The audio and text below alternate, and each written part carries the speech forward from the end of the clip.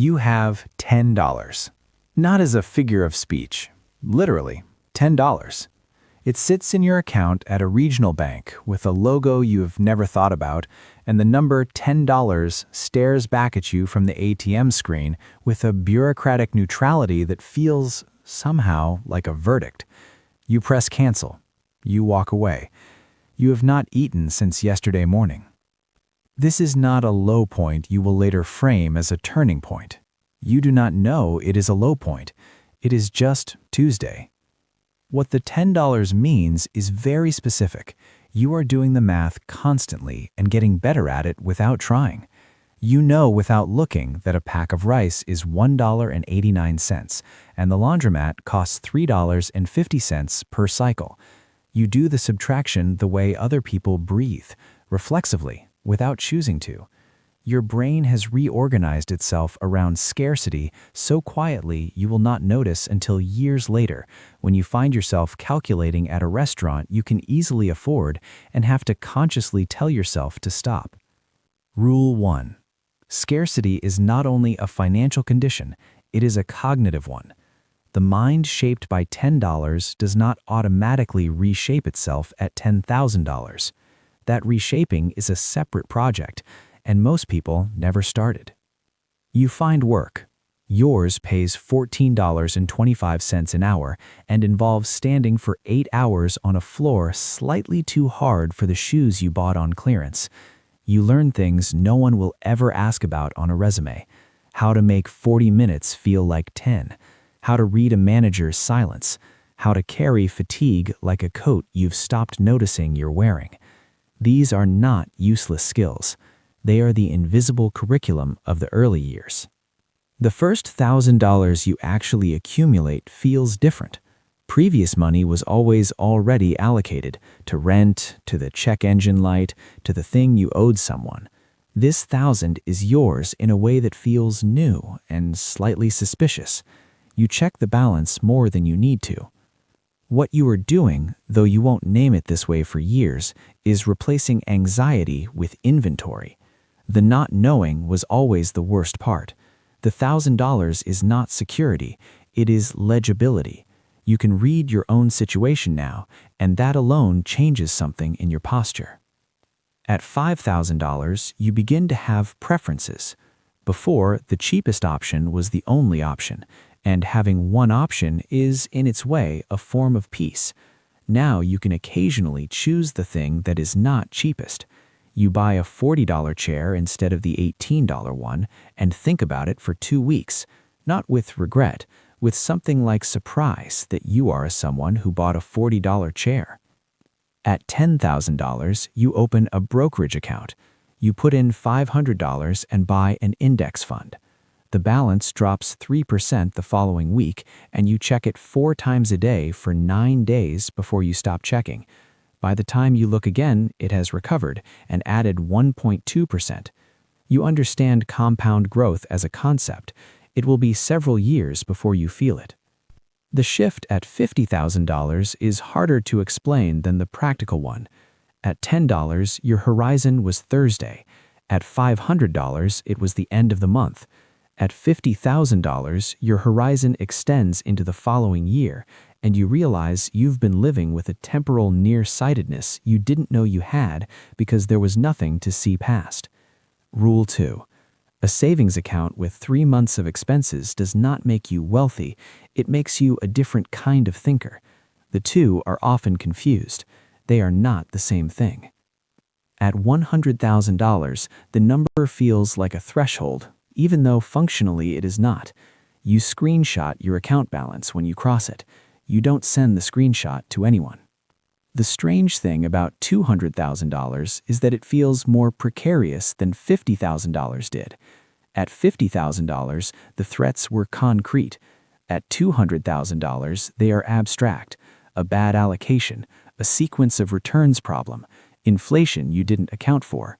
You have enough now to make genuinely stupid decisions, and some you make, thoughtfully, carefully, in ways that felt intelligent at the time. That piece of knowledge costs you approximately $11,000 in 1 quarter to acquire. Rule 3. The first time you lose real money is not really about money. It is an education in the gap between your model of yourself as a rational actor and the actual sequence of thoughts that occur at 11 p.m. when a position is down 22%. The gap is wider than you thought. It will narrow, but only slightly. At $350,000, you begin to calculate without meaning to what the number means in years. Not years of extravagance, just ordinary years of ordinary living. The number comes back between 4 and 7, depending on assumptions, and you sit with that for a week. At $500,000, something socially strange begins. You still drive the same car, eat the same food, live approximately the same way, but you have begun to experience money as a separate object from your work. The labor no longer carries existential weight in the same way, and the removal of that weight is so gradual you don't notice it until someone asks if you've seemed less stressed lately, and you realize, yes, since around March, you didn't notice that until now. When you cross $1 million, alone on a Saturday afternoon watching the app update, what you feel is not relief or pride, it is something closer to recognition.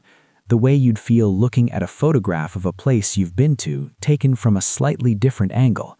Yes, that's what that is. Rule 4. The $1 million does not solve the problem you thought it would solve. You may not know what problem you thought it would solve until after the $1 million fails to solve it. This is not a tragedy, but it does require honest attention.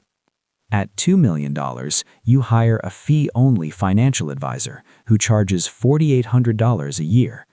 Over the first 18 months, they save you approximately 3 times that in decisions you do not make. The value is not the spreadsheet, it is the person in the room when you are about to do something that feels urgent. The urgency, you have learned, is almost always the problem. What you start to lose in this range is the ability to have certain conversations without performing a version of yourself. When money comes up among people who don't have this much of it, you feel the distance between your current reality and the version of yourself you are presenting. You do not lie, you omit, you redirect. The fluency with which you do it is its own kind of discomfort. At $5 million, the number can no longer be thought of all at once. The anxiety you carried for years and thought was about money turns out to have been about something else because you still have it, quieter but present, and you find this genuinely surprising. Rule 5. At some point, the money becomes large enough to be a system rather than a resource. You shift from using it to managing it. The management is not glamorous. It requires a different part of your brain than the one that got you here, and that part was not the part you preferred using anyway. At $10 million, something changes in how people behave around you that you will spend years trying to account for.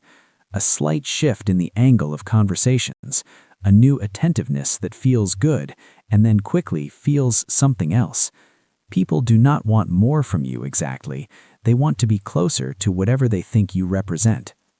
At $50 million, the lifestyle changes are, paradoxically, less dramatic than the changes between $10,000 and $100,000. You fly differently, you stay in different rooms, but your ordinary Tuesday morning still requires coffee, and the coffee still requires a cup. The ordinary mechanics of being a person continue with a stubbornness that is, in the end, one of the more comforting facts about existence. Rule 6. Money, past a certain quantity, stops solving problems and starts revealing them. The problems were always there. The money just removes the noise that made them easy to ignore. What you do next with that silence is the only question that actually matters. At $100 million, you are sitting in a restaurant, quiet in the arranged way. You ordered something that cost $47 and did not look at the price when you ordered it. This is a new behavior. You remember exactly when it became one. A Tuesday, 17 years ago, in a diner near your apartment, when you ordered the cheapest thing and ate it slowly because you were trying to make it last. You had $10 in your account. It was just Tuesday. The number in your accounts now is one you would not have believed then, and yet here you are. The same person using the same hands in a different chair in a quieter room. The $10 is still there somewhere, not in the account, in the body, in the calculation that starts before you choose to start it, in the reflex that never fully stopped even when the number that triggered it disappeared. You know the price of rice. You still know the price of rice. And sitting here in this quiet room, you are not entirely sure what to do with that.